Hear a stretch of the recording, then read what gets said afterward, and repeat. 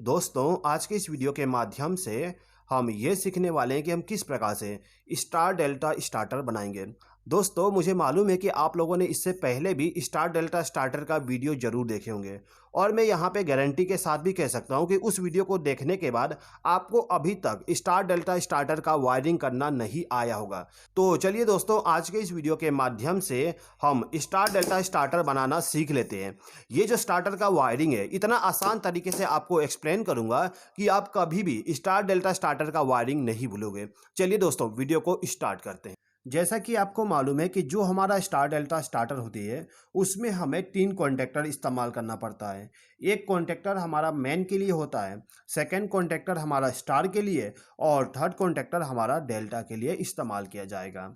अब यहाँ पे जो हमारा कॉन्टेक्टर है, इनको स्टार्ट और स्टॉप करने के लिए पुश बटन का इस्तेमाल करते हैं। एक पुश बटन हमारा स्टार्ट के लिए होगा और एक पुश बटन हमारा स्टॉप के लिए होगा।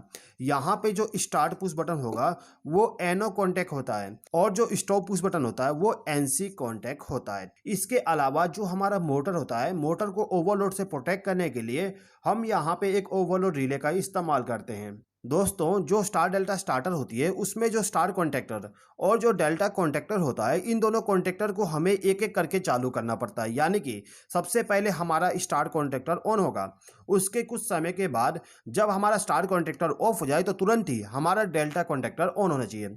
तो यहाँ पे जो स्टार कॉन्टैक्टर और जो डेल्टा कॉन्टैक्टर है, इनको चालू और बंद करने के लिए हम टाइमर का इस्तेमाल करते हैं। यहाँ पे जो मैं टाइमर इस्तेमाल करने वाला हूँ वो है टेंस कंपनी का टाइमर। यहाँ पे जो हमारे पास में टेंस कंपनी का टाइमर है, इस टाइमर का थोड़ा सा एडिशनल बेनिफिट है। क्या बेनिफिट है, चलिए एक बार समझ लेते हैं। दोस्तों, जैसा कि आप यहाँ पे देख सकते हो, यहाँ पे जो हमारे पास में टाइमर है, इस टाइमर में लिखा हुआ है स्टार डेल्टा रिले। यानी कि ये जो हमारे पास में टाइमर है, इस टाइमर को स्पेशली डिजाइन किया गया है स्टार डेल्टा स्टार्टर के लिए। ये जो टाइमर है इसका मॉडल नंबर है ERVYU। यहाँ पे जो टाइमर है इसका एडिशनल बेनिफिट ये है कि इस टाइमर में आपको यहाँ पे 2 टाइम को सेट करने का ऑप्शन मिल जाता है। यहाँ पे जो पहला रोटरी स्विच है, इसके द्वारा हम स्टार कॉन्टैक्टर और डेल्टा कॉन्टैक्टर में जो चेंजेस करते हैं, यानी कि स्टार कॉन्टैक्टर को ऑफ करके डेल्टा कॉन्टैक्टर जो ऑन करते हैं उसका टाइम यहाँ पे सेट करते हैं। इसमें यहाँ पे टाइम सेट करने के लिए आपको 0.1 सेकेंड से लेके 30 सेकेंड का टाइम दिया गया है। उसके बाद यहाँ पे आप देख सकते हो एक और टाइम सेट करने का ऑप्शन दिया गया है। ये जो यहाँ पे टाइम सेट करने का ऑप्शन दिया गया है, ये इंटरलॉकिंग के लिए है। यानी कि जो हमारा स्टार कॉन्टैक्टर होता है और जो डेल्टा कॉन्टैक्टर होता है वो दोनों एक साथ ऑन ना हो जाए, उसके लिए यहाँ पे थोड़ा सा डिले टाइम रखा गया है। यानी कि कितने समय के लिए आपका टाइमर थोड़ा सा वेट करे स्टार को डेल्टा में कन्वर्ट करने के लिए, उसका डिले टाइम हम यहाँ पे सेट कर सकते हैं। यहाँ पे जो हमारे पास में टाइमर है, इसमें डिले टाइम सेट करने के लिए आपको 10 मिली सेकेंड से लेके 500 मिली सेकेंड तक ऑप्शन मिल जाता है। ठीक है दोस्तों, अब ये जो टाइमर है इसमें आपको 3 इंडिकेशन लैंप मिल जाएगा। एक इंडिकेशन लैंप ये बताता है कि जो हमारा टाइमर है ये ऑन है।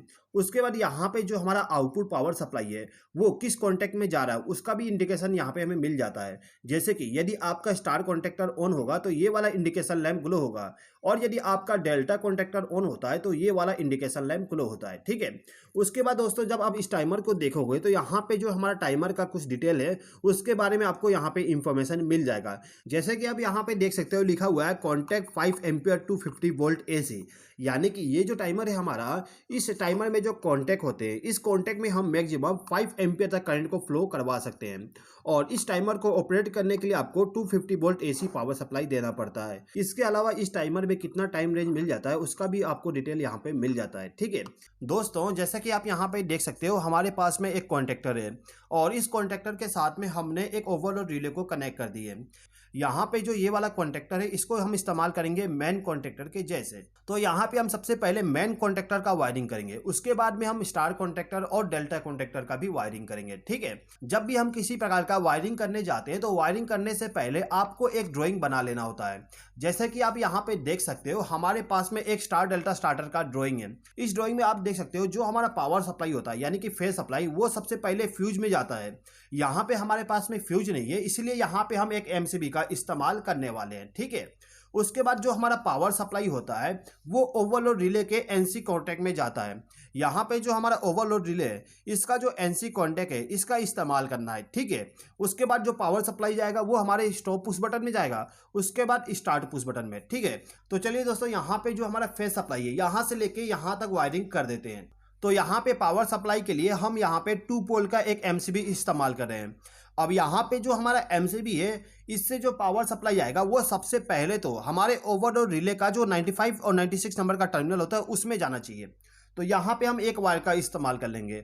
यहाँ पे मैं रेड वायर का इस्तेमाल कर रहा हूँ, ठीक है। तो यहाँ पे जो मेरा रेड वायर है इसको मैं एमसीबी के फेस वाले टर्मिनल के साथ कनेक्ट कर दूंगा। जैसे कि आप यहाँ पे देख सकते हो जो हमारा फेस वायर है वो यहाँ पे कनेक्ट है, तो इसका आउटपुट पावर सप्लाई हमें यहाँ पे मिल जाएगा। अब यहाँ से हमने एक वायर को कनेक्ट किए और इसको ले जाके हम क्या करेंगे, जो हमारा ओवरलोड रिले इसका जो 95 नंबर का टर्मिनल होता है ये वाली, इसके साथ कनेक्ट कर देंगे। यहाँ पर हमने 95 और 96 नंबर का टर्मिनल इसलिए इस्तेमाल किए क्योंकि ये जो कॉन्टैक्ट होता है वो एनसी कॉन्टैक्ट होता है, यानी कि यदि हमारा मोटर ट्रिप नहीं होता तो उस कंडीशन में जो पावर सप्लाई है वो आगे फ्लो होते रहेगा, और जैसे ही हमारा मोटर ज़्यादा करंट लेने लगता है तो ये जो हमारा ओवरलोड रिले है ये क्या करता है, एनसी कॉन्टैक्ट को ओपन कर देगा, यानी कि यहाँ का पावर सप्लाई आगे फ्लो नहीं हो पाएगा, जिससे कि हमारा जो मोटर है वो ऑफ हो जाए। इसीलिए यहाँ पे हम एनसी कॉन्टैक्ट का इस्तेमाल कर रहे हैं। अब ये जो हमारा ओवरलोड रिले है इससे जो पावर सप्लाई जाएगा वो एनसी पुश बटन में चला जाएगा। तो यहाँ पे हम एक वायर का इस्तेमाल कर लेते हैं। ये जो वायर है इसको मैं क्या करूँगा, 96 नंबर टर्मिनल के साथ कनेक्ट करूँगा, और इस वायर का जो दूसरा सिरा होता है मैं उसको पुश बटन के साथ कनेक्ट कर दूंगा। अब यहाँ पे जो स्टॉप पुश बटन है इसके आउटपुट टर्मिनल से जो पावर सप्लाई जाएगा वो स्टार्ट पुश बटन में चला जाएगा। तो यहाँ पे हम एक वायर इस्तेमाल कर लेते हैं और इस वायर को क्या करेंगे, जो हमारा स्टॉप पुश बटन है उसके साथ कनेक्ट कर देंगे, ठीक है। उसके बाद इस वायर का जो दूसरा सिरा होगा उसको ले जाके हमारा जो स्टार्ट पुश बटन है उसके साथ कनेक्ट कर देंगे। यहाँ पे मैंने स्टार्ट पुश बटन के साथ इस वायर को कनेक्ट कर दिया। अब यहाँ पे जो हमारा स्टार्ट पुश बटन है इसको प्रेस करते ही सबसे पहले हमारा मेन कॉन्टैक्टर ऑन होना चाहिए। तो यहाँ पे हम एक वायर इस्तेमाल कर लेंगे। इस वायर का जो एक सिरा है उसको क्या करेंगे, जो हमारा स्टार्ट पुश बटन है उसके साथ कनेक्ट करेंगे, और दूसरे सिरे को ले जाके हमारा जो कॉन्टैक्टर है इसके A1 टर्मिनल के साथ कनेक्ट कर देंगे। यहाँ पे जो हमारा मेन कॉन्टैक्टर है इसको हमने फेस सप्लाई दे दी है। अब इस कॉन्टैक्टर को यदि हमें ऑन करना हो तो इसको हमें न्यूट्रल पावर सप्लाई भी देना पड़ता है। तो यहाँ पे हम क्या करते हैं, ये जो हमारा एमसीबी है इसका जो न्यूट्रल पावर सप्लाई है वहाँ पे हम एक वायर को कनेक्ट कर देंगे। ये वायर हमने कनेक्ट कर दिया। अब इस वायर का जो दूसरा सिरा है इसको ले जाके हमारा जो कॉन्टैक्टर है इसके A2 टर्मिनल के साथ कनेक्ट कर देंगे। तो यहाँ पे जो हमारा मेन कॉन्टैक्टर है यदि इसको ऑन करना हो तो इसको चाहिए फेस सप्लाई और न्यूट्रल सप्लाई। यहाँ पर हमने दोनों पावर सप्लाई दे दी हैं। चलिए यहाँ पे हम इसको एक बार ऑन करके चेक कर लेते हैं। यहाँ पर हमने एमसीबी को ऑन कर दिए। अब यहाँ पे हमें क्या करना है कि ये जो हमारा स्टार्ट पुश बटन है इसको प्रेस करना है। इसको मैंने प्रेस करके अभी रखा हूँ, हमारा कॉन्टैक्टर ऑन है। इसको रिलीज करता हूँ, हमारा कॉन्टैक्टर ऑफ हो जाता है, यानी कि यहाँ पे हमारा कॉन्टैक्टर होल्ड नहीं हो पा रहा। प्रेस करने पे ऑन होता है और छोड़ने के बाद ऑफ हो जाता है, ठीक है। अभी यहाँ पे प्रॉब्लम क्या है एक बात समझ लेते हैं। देखिए यहाँ पे जो हमारा ड्राइंग है इस ड्राइंग में आप देखोगे तो यहाँ पे जो हमारा स्टार्ट पुश बटन है इसके पैरेलल में यहाँ पे एक एनो कॉन्टैक्ट इस्तेमाल किया गया है। यहाँ पे जो एनो कॉन्टैक्ट है वो मेन कॉन्टैक्टर का एनो कॉन्टैक्ट है, यानी कि ये जो हमारा मेन कॉन्टैक्टर है ये वाली, इस कॉन्टैक्टर का जो एनो कॉन्टैक्ट है ये वाली, इनका इस्तेमाल करना पड़ेगा हमें इस पुश बटन के पैरेलल में। तो यहाँ पे मैं इस वायर का इस्तेमाल कर लेता हूँ। ये जो हमारा वायर है एक वायर को मैं ले जाके हमारा जो स्टार्ट पुश बटन है इसके इनपुट पे कनेक्ट करूँगा और दूसरे को एनो पे कनेक्ट करूँगा। इसको मैं कनेक्ट कर देता हूँ।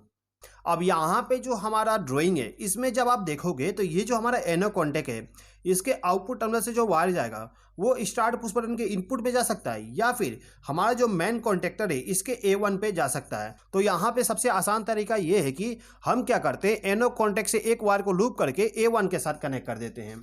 तो यहाँ पे मैं एक छोटा सा वायर इस्तेमाल करता हूँ और इसको एनो कॉन्टैक्ट के साथ कनेक्ट कर दूंगा, और इस वायर का जो दूसरा सिरा है इसको ले जाके A1 टर्मिनल के साथ कनेक्ट कर दूंगा, ठीक है। तो यहाँ पे हमारा कनेक्शन हो गया। दोस्तों यहाँ पे आप देख सकते हो मैं पूरा कलर कोडिंग का इस्तेमाल करते हुए वायरिंग कर रहा हूँ, जिससे कि आपको आसानी हो समझने के लिए। अब यहाँ पे जो कनेक्शन है कैसे वर्क करता है एक बार देख लेते हैं।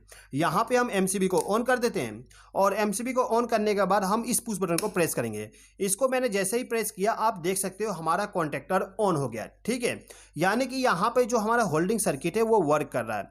अब यहाँ पे यदि हमें इसको ऑफ करना हो तो हमें स्टॉप पुश बटन को प्रेस करना पड़ेगा।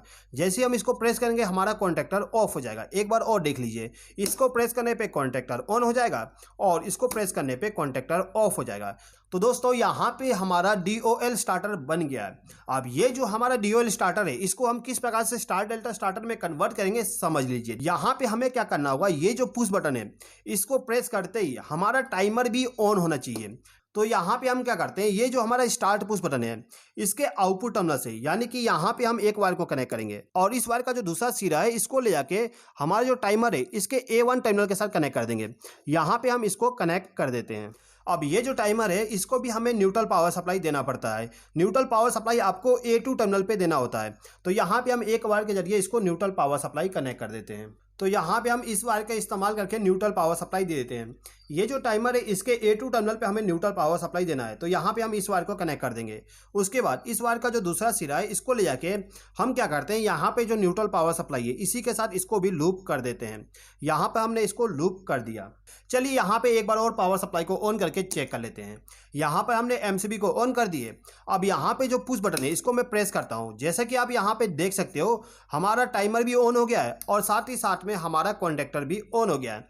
यहाँ पे आप देख सकते हो अभी के कंडीशन में हमारा डेल्टा वाला इंडिकेशन ग्लो हुआ है। ठीक है, स्टार्टिंग में जब हम इसको ऑन किए थे, एक बार और देख लीजिए, यहाँ पे जब मैं इसको ऑन करता हूँ तो हमारा जो स्टार वाला इंडिकेशन है वो ग्लो हो रहा है। उसके कुछ समय के बाद हमारा जो डेल्टा इंडिकेशन है वो ग्लो होता है। यहाँ पे जो हमारा टाइमर है इस टाइमर के द्वारा स्टार से डेल्टा में कन्वर्ट करने के लिए यहाँ पे डिले टाइम 500 मिली सेकेंड लेगा। यहाँ पे जो हमारा टाइमर है इस पर हमने 500 मिली सेकेंड का टाइम सेट करके रखे हैं। यदि इसको आपको कम करना है तो आप इसको रोटेट करके कम कर सकते हो। ठीक है, मैं यहाँ पे 500 मिली सेकेंड ही रन देता हूँ। उसके बाद यहाँ पे जो टाइम सेट करने वाली नोब है इसके द्वारा हम स्टार को डेल्टा में कितने समय के बाद चेंज करना है उसका सेटिंग कर सकते हैं। यहाँ पे यदि मुझे 15 सेकेंड में चेंज करना हो तो मैं यहाँ पे 15 सेलेक्ट कर लूँगा। यदि इससे कम रखना है तो मैं यहाँ पे इसको कम करके रख सकता हूँ। ठीक है, अब ये जो टाइमर है इस टाइमर के द्वारा हम दूसरे कॉन्टैक्टर को ऑन करने वाले हैं, यानी कि स्टार कॉन्टैक्टर और जो डेल्टा कॉन्टैक्टर है वो ऑन होंगे इस टाइमर के द्वारा। कैसे ऑन करेंगे समझ लीजिए। देखिए यहाँ पे जो हमारा टाइमर है इस टाइमर में आप देख सकते हो यहाँ पे टर्मिनल है, 2 नंबर टर्मिनल, 1 नंबर और 3 नंबर। यहाँ पे जो आप 2 नंबर का टर्मिनल देख रहे हो ये हमारा कॉमन टर्मिनल होता है, यानी कि यहाँ पे आपको फेस सप्लाई देना पड़ता है।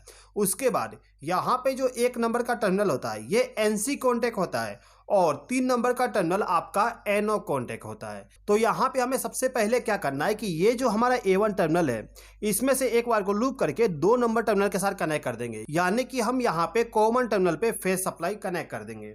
तो यहाँ पे मैं इस वायर का इस्तेमाल करता हूँ लूप करने के लिए।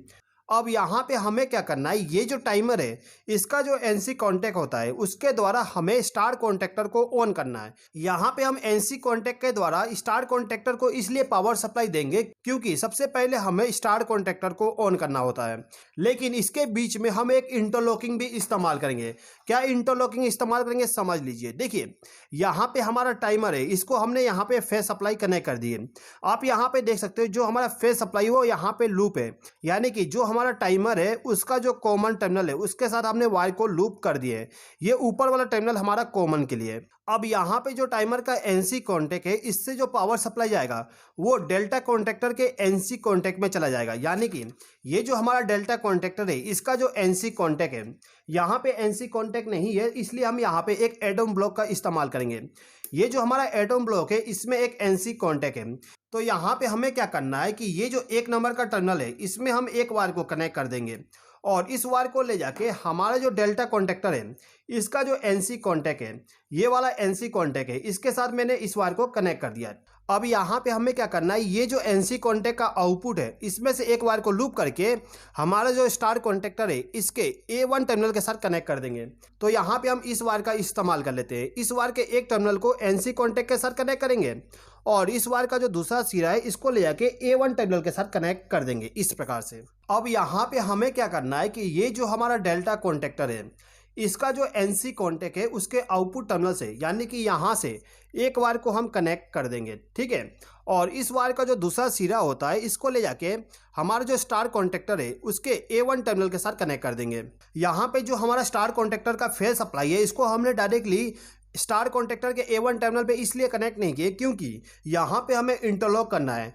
एक टाइम पे केवल इन दोनों में से एक कॉन्टेक्टर ऑन होना चाहिए। अब ये जो हमारा कॉन्टेक्टर है इसको ऑपरेट होने के लिए न्यूट्रल पावर सप्लाई भी चाहिए। तो यहाँ पे न्यूट्रल पावर सप्लाई देने के लिए हम क्या करेंगे, ये जो हमारा टाइमर है इसमें जो A2 टर्मिनल पे न्यूट्रल पावर सप्लाई कनेक्ट किया गया है इसी के साथ में हम एक और वायर को कनेक्ट कर देंगे। यहाँ पे हमने एक ब्लैक वायर को कनेक्ट कर दिया। अब इस ब्लैक वायर का जो आउटपुट है यानी कि दूसरा सिरा है इसको ले जाके हमारा जो स्टार कॉन्टेक्टर है उसको न्यूट्रल पावर सप्लाई कनेक्ट कर देंगे कुछ इस प्रकार से। तो यहाँ पे जो हमारा स्टार कॉन्टेक्टर है इसको ऑन करने के लिए हमने फेज सप्लाई और न्यूट्रल सप्लाई दे दिए। अब चलिए दोस्तों यहाँ पे जो हमने कनेक्शन किए इसको एक बार टेस्ट कर लेते हैं। टेस्ट करने के लिए यहाँ पे हम एमसीबी को ऑन कर देते हैं। एमसीबी को ऑन करने के बाद यहाँ पे मैं स्टार्ट कमांड दूंगा। यहाँ पे जैसे मैंने स्टार्ट कमांड दिया आप देख सकते हो हमारा स्टार कॉन्टेक्टर ऑन हो गया। अभी कुछ समय के बाद जितना भी हम टाइम सेट करेंगे उतना समय के बाद हमारा जो स्टार कॉन्टेक्टर है ये ऑफ हो जाएगा और डेल्टा कॉन्टेक्टर ऑन हो जाएगा। यहाँ पे हमारा डेल्टा कॉन्टेक्टर इसलिए ऑन नहीं हुआ क्योंकि हमने यहाँ पे अभी वायरिंग नहीं की है। अब चलिए दोस्तों ये जो हमारा डेल्टा कॉन्टेक्टर है इसको भी ऑन करने का सर्किट बना देते हैं। तो यहाँ पे हमें क्या करना होगा, ये जो टाइमर है इसका जो एनो कॉन्टेक्ट होता है यानी कि 3 नंबर का टर्मिनल जो है इससे पावर सप्लाई लेके जाएंगे स्टार कॉन्टेक्टर के एनसी में। यहाँ पे हमारे पास एनसी नहीं है इसीलिए इसके ऊपर में मैं एक एडोम ब्लॉक लगा देता हूँ। ठीक है, यहाँ पे मैं एक वायर इस्तेमाल करूँगा। इस वायर का जो एक सिरा है इसको ले जाके टाइमर जो है उसके एनो कॉन्टेक्ट के साथ कनेक्ट करूँगा और इस वायर का जो दूसरा सिरा है इसको ले जाके हमारा जो स्टार कॉन्टेक्टर है इसका जो एनसी कॉन्टेक्ट है उसके साथ कनेक्ट कर दूंगा इस प्रकार से। अब ये जो हमारा स्टार कॉन्टेक्टर का एनसी कॉन्टेक्ट है इससे आउटपुट पावर सप्लाई ले जाके हमारा जो डेल्टा कॉन्टेक्टर है इसके A1 टर्मिनल के साथ पावर सप्लाई कनेक्ट करना होता है।